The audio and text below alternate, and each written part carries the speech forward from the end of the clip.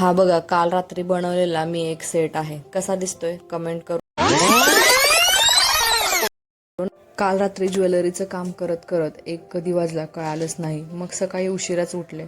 आमच्या यांना म्हणलं आपण जरा शॉपिंगला जाऊ. थंडीमुळे भूक तर खूप लागलेली. मग नाश्ता केला आणि पिंपरी मार्केटला निघालो.